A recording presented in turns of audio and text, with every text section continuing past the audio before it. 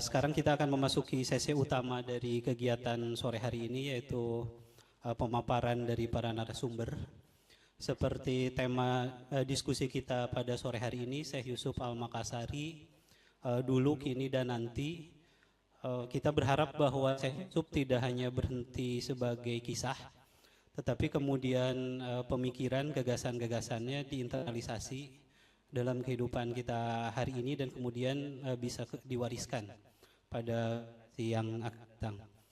Baik, untuk mengawali materi pada sore hari ini, saya persilahkan kepada narasumber yang pertama, Bapak Profesor Oman Fathur-Rahman, Guru Besar Ilmu Filologi Fakultas Adab dan Humaniora Universitas Islam Negeri Syarif Hidayatullah, Jakarta.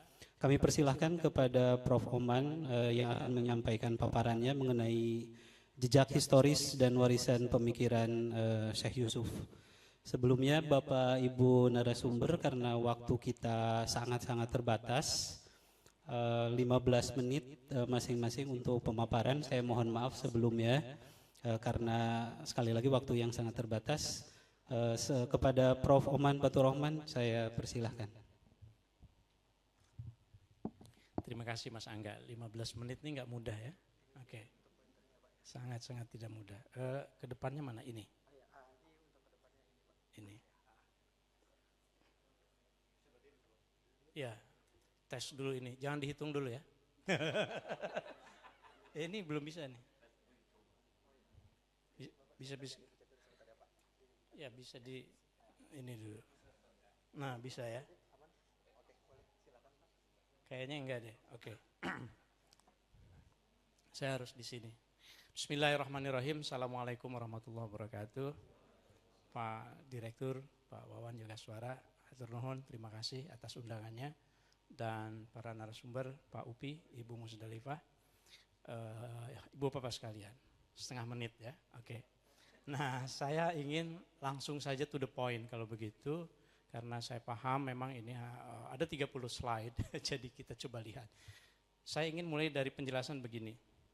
Dalam Islam itu, tasawuf, salah satu ajaran dalam Islam, aspek tasawuf, para sufi, itu menekankan ajaran batin kan ya. Biasanya yang namanya para sufi, itu kan menyendiri. Sufi itu biasanya menarik diri dari kehidupan duniawi, dari aktivisme.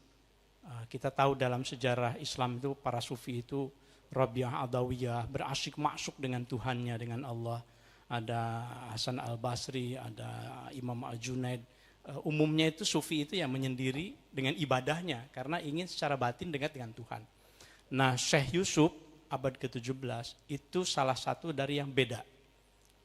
Ia termasuk oleh para sarjana disebut Neo-Sufism. Neo-Sufi, Sufi baru. Mengapa? Karena ada aktivisme yang berbasis spiritualisme. Spiritualisme tasawufnya itu dipakai untuk mendorong dirinya untuk aktif gitu. Jadi tidak menyendiri justru. Makanya saya memberi judul aktivisme berbasis spiritualisme. Lanjut aja kalau saya nggak bisa pencetnya. Ya,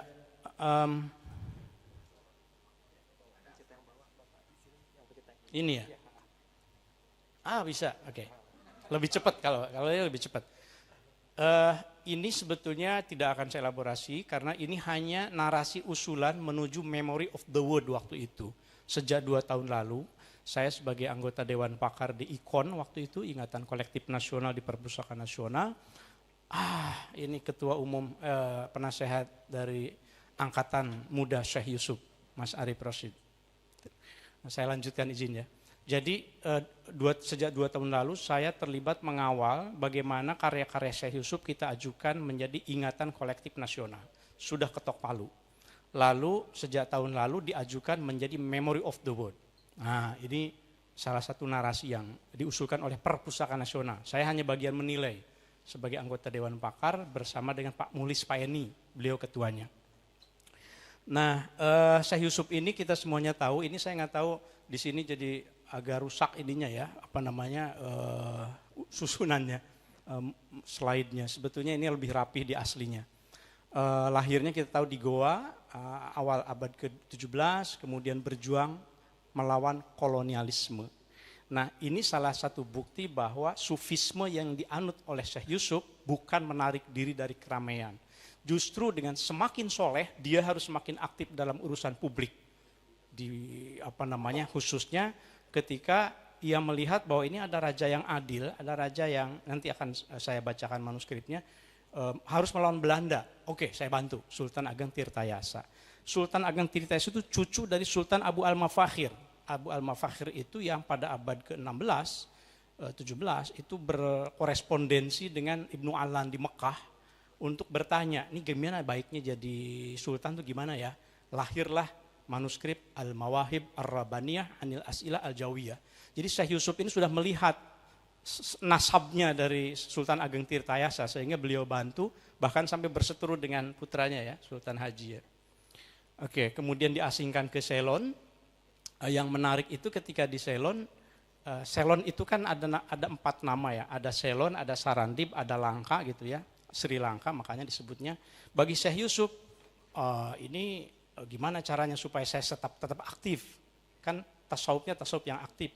Maka ia memberi tafsir, saya diasingkan ke Ceylon, dalam manuskrip itu disebutnya diselonkan, menarik ya, dibetawikan gitu, dijakartakan, diselonkan. Syekh Yusuf bilang, beliau menulis An-Nafah As-Sailaniyah, manuskrip kitab An-Nafah As-Sailaniyah. Beliau bilang, diselonkan itu saya tidak merasa diasingkan. Saya justru merasa tersanjung karena ditempatkan di tanah Nabi Adam turun, Sarandib kan. Makanya beliau tetap aktif, kira-kira begitu. Kemudian beliau diasingkan ke Cape Town, wafat di sana.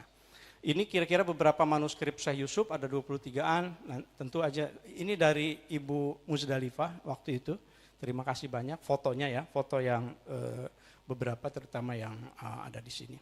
Sebagian tentu dari Perpustakaan Nasional, terima kasih, dari Leiden juga. Nah, yang ini yang belum ada.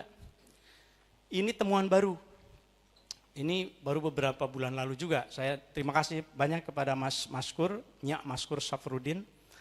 Beliau ketemu dengan Pak Menteri Kebudayaan beberapa bulan lalu di museumnya, di Pedir. Ini Pedir Museum.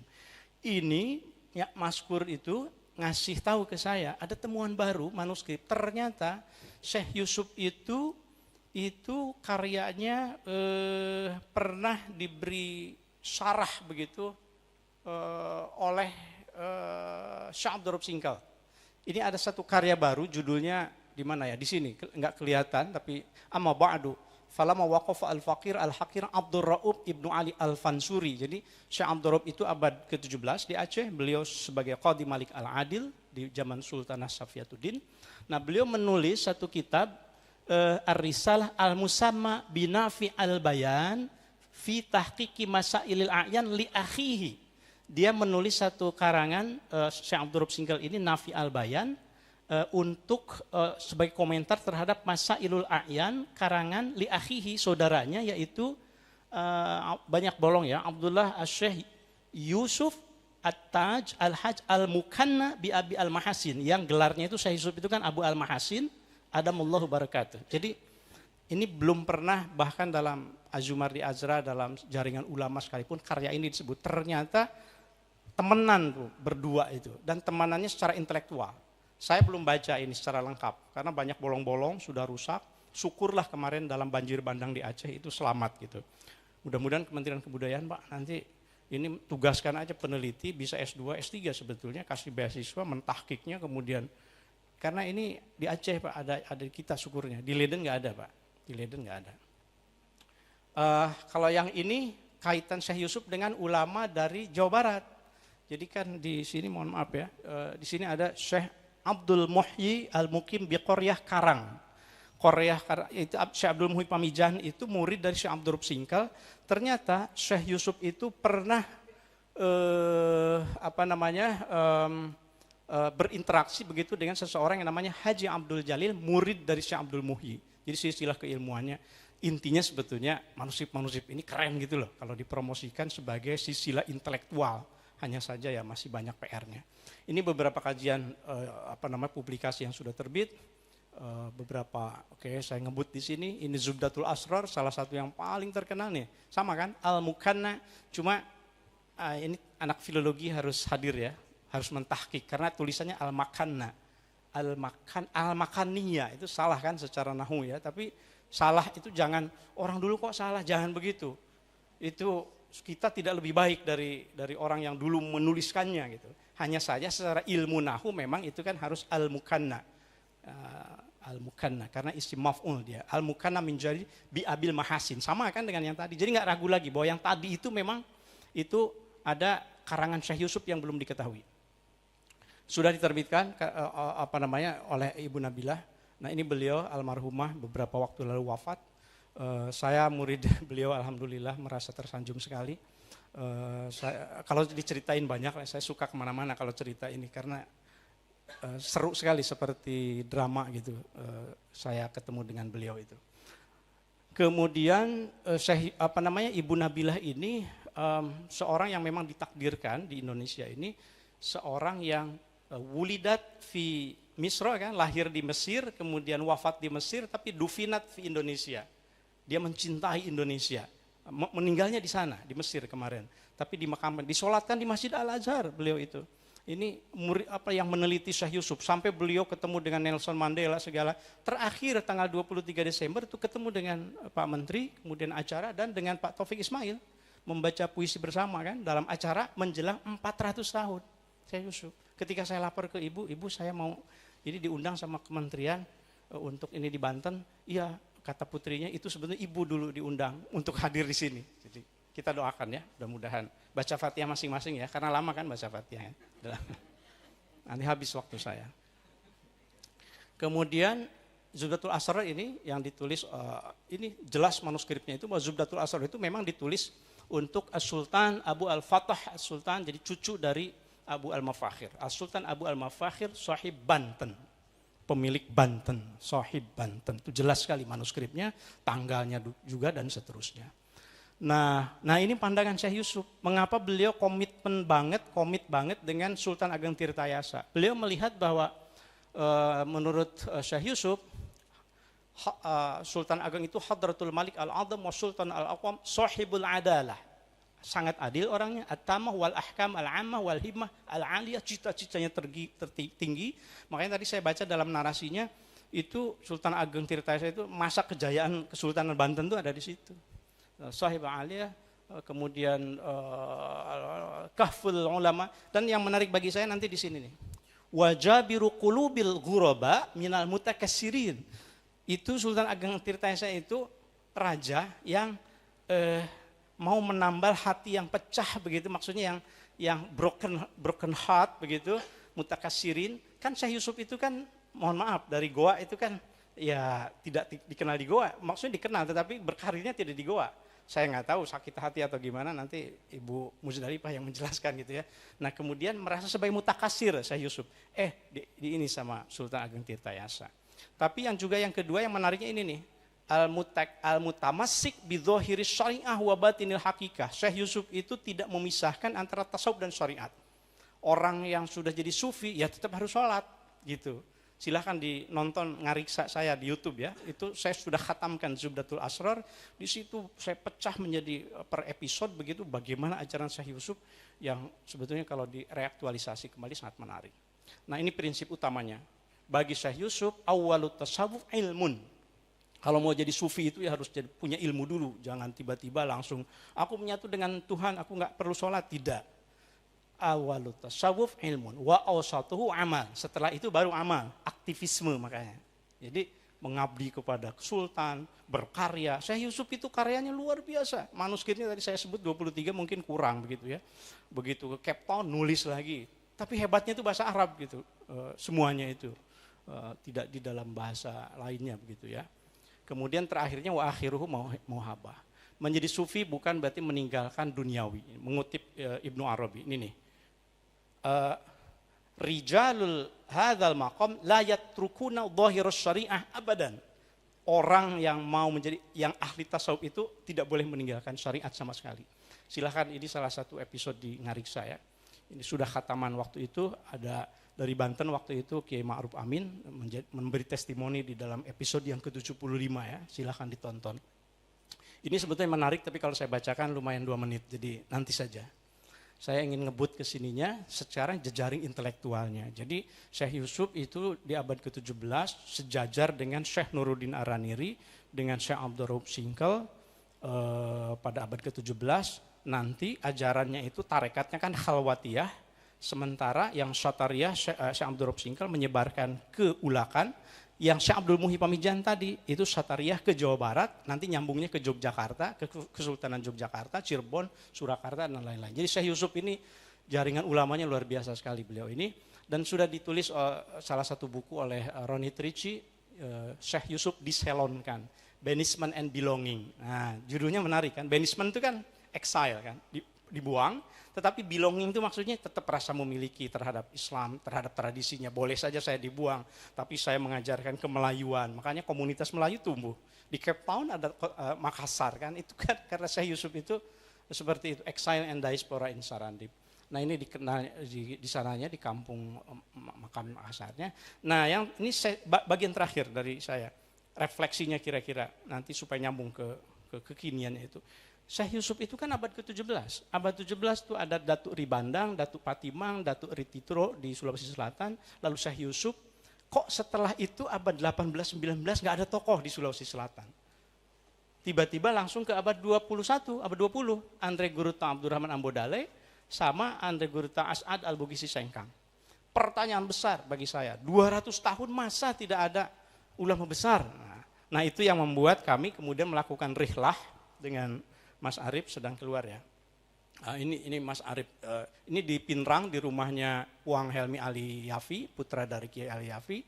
Tidak diketahui itu bukan berarti tidak ada. Kami keliling selama 3 hari. Iya, tidak diketahui itu bukan berarti tidak ada. Kami jalan 3 hari dari Maros, Makassar, Mangkoso, Parepare, Jampue, Pinrang, Sengkang dan seterusnya. Hanya saja saya nggak difilmkan. Pak, aduh ini kalau sudah ketemu dengan Pak Upi difilmkan ini. Di Jampue itu di Pinrang dulu itu tempat penyalinan manuskrip. Maka kami buka, bismillah. Membuka pusaka yang sebelumnya tidak boleh dibuka, Al-Quran. Kami buka pelan-pelan pakai sarung tangan. Ternyata di lemarinya itu banyak manuskripnya. Nanti akan kami digitalkan melalui program Dreamsy ya. Alhamdulillah. Nah ternyata salah satu yang monumental tuh ini. Ketemulah tokoh, ternyata 200 tahun tuh nggak kosong. Ada namanya Syekh Zainal Abidin ini lihat. Fi balad pamano fi ardi al-Bugisi wadhalika ala yadi katib ar-raji amfarabil kaim Zainal Abidin bin Syekh Umar Al-Jawi Al-Bugisi. Ini wafat tahun 1890. Jadi akhir abad ke-19. Makamnya kami kunjungi, ternyata di situ ada tulisan leluhurnya itu Effendi. Kalau Effendi Turki nih saya bilang. Jadi ini harus ditelusuri ke Turki. Jadi kita jalan-jalan Pak Direktur nanti ke Turki. Syekh Yusuf segala itu. Nah kemudian sudah ditulis oleh kawan kita Husnul Fahimah, dan kemudian selanjutnya identifikasi menunggu kajian para filolog karena perlu ilmu filologi nanti digabungkan dengan di Banten segala begitu, supaya dulu kami diskusi itu gimana supaya Makassar dengan Banten itu terhubungkan melalui Syekh Yusuf gitu. Ini Mas Arif tadi ketinggalan film, sebetulnya ada ini Mas Arif. Ini nih, monumental sekali ini kan, temuan luar biasa itu dari berangkat tadi Syekh Yusuf. Kemudian yang terakhir ini kita doakan bersama-sama, mudah-mudahan saya nggak tahu, mungkin dari kementerian sudah ada info jangan-jangan dari UNESCO apakah sudah ada keputusan atau belum, tapi saya yakin itu akan disetujui sebagai Memory of the World ya. Dan yang terakhir ini dari Mas Arif, saya kira waktu itu berharap kita teman-teman Angkatan Muda Syekh Yusuf di Makassar dengan di Banten barangkali gimana supaya kita punya pusat kajian peradaban Islam Syekh Yusuf. Jangan hanya di akademik saja, harus ada impactnya ke kebudayaan Indonesia, ke ekonomi kreatif Indonesia, supaya ya jangan museum-museum begitu saja, tapi museum yang terintegrasi. Kami sudah presentasikan ke Mas Arif, ya tinggal nyari donaturnya katanya gitu. Ya nanti tinggal bilang ke Pak Menteri ya selesai sebetulnya itu. Nah, karena ini yang disebut museumnya itu ada pameran artefaknya, edukasinya, tur historianya, ekonomi kreasinya, itu satu kesatuan. Konsepnya sudah ada. Oleh karenanya mari kita gaungkan semuanya karya-karya Syekh Yusuf ini. Ada Kemenbud, IKON, MKB, Manasa, Ngariksa. Tadi ada kabar apa namanya, kabar Makassar, kabar Sunda, pokoknya Pak Upi itu bekerja di media. Ini Dreamsi itu program digitalisasi kami itu sudah menghasilkan 500.000 halaman selama 7 tahun, diperpanjang sampai 2030 kami digitalkan. Insya Allah nanti ke Pinrang kita sudah bisa ya siap untuk mendigitalkan. Tadi ada siapa tadi ya, katanya manuskripnya di mana tadi? Ada tadi ngobrol sekilas, oh ada naskah belum di digital, oke nanti kita datangi. Dan silakan nonton Ngariksa, ini channel kami, ya subscribernya baru 8.000 sekian saja, tapi ini kami konsisten untuk menjaga supaya kita bisa menatap masa depan dengan merawat masa silam. Hatur nuhun, assalamualaikum warahmatullahi wabarakatuh. Assalamualaikum warahmatullahi wabarakatuh. Perkenalkan saya Muhammad Inan dari anggota dari AMSI, Angkatan Muda saya Yusuf. Saat ini saya dari Makassar, saya berasal dari Makassar dan saat ini berdomisili atau menetap di Banten di lingkungan pemerintahan juga gubernuran. Saya terima kasih untuk para pemaparan tadi tentang ketajaman dan kedalaman dari pendekatan filologi dari Bapak Prof. Oman, terus kehangatan secara emosional lewat Ibu Mustalifah dan kreativitas dari Bapak Upi. Jadi tentu banyak rasa, banyak warna yang bisa kita pahami tentang Syekh Yusuf. Nah, langsung saja kita kan dalam ini Syekh Yusuf kita mau biar ajaran atau nilai-nilai Syekh Yusuf ini lebih bisa dirasakan. Ya. Tadi pemaparannya itu Syekh Yusuf banyak menghasilkan karya di Tanah Banten. Tapi maaf saja realita di lapangan, saya kan juga ngajar di pondok di Banten. Itu kayaknya tidak seperti karya-karya kitab seperti Syekh Nawawi Al-Bantani, terus Hadratus Syekh Hashim Asy'ari yang kitabnya itu dikaji di pondok-pondok pesantren. Nah, itu bagaimana menurut Bapak sekalian dan Ibu, biar kitab-kitab itu memang menjadi kurikulum di pondok pesantren. Jadi nggak eksklusif di bagian intelektual akademisi aja atau orang-orang yang punya akses teknologi. Jika memang diwujudkan dalam bentuk animasi atau segala macam. Mengingat Tanah Banten ini kan kulturnya pondok pesantren, kitab salafi gitu ya. Jadi bagaimana kitab-kitab karya yang memang dihasilkan di Tanah Banten ini itu bisa dinikmati oleh santri-santri di Banten ini. Mungkin itu saja. Terima kasih. Assalamualaikum warahmatullahi wabarakatuh. Waalaikumsalam warahmatullahi wabarakatuh. Prof, mau langsung ditanggapi. Terima kasih Pak Inar, Pak Muhammad Inar dari Angkatan Muda Syekh Yusuf. Menurut saya ada dua hal ya. Yang pertama, jadi mengapa sih karya-karya Syekh Yusuf meskipun berbahasa Arab kok tidak seperti karya-karya Syekh Nawawi Al-Bantani misalnya yang dikaji di hampir seluruh lembaga pendidikan Islam tradisional di Indonesia, pesantren misalnya ya.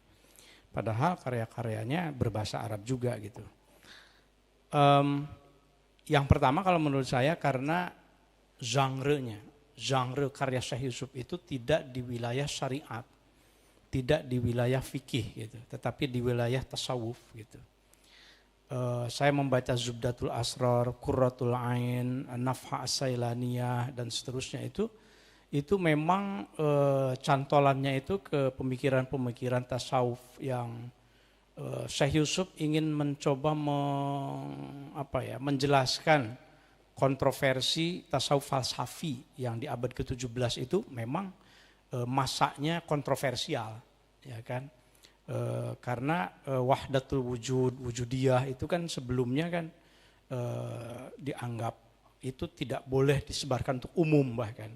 Kasus misalnya Syekh Abdul Raub Singkel yang menulis Tanbih Al-Masih itu mengklarifikasi tersebarnya kitab At-Tuhfah Al-Mursalah karangan Al-Burhanpuri tentang martabat 7 itu menyebabkan di Aceh itu kan sampai ada fatwa dari gurunya Syekh Yusuf sendiri Syekh Ar-Raniri gitu, bahwa kitab-kitab itu sesat, kemudian dibakar dan pengikutnya bahkan boleh dibunuh kan begitu ya.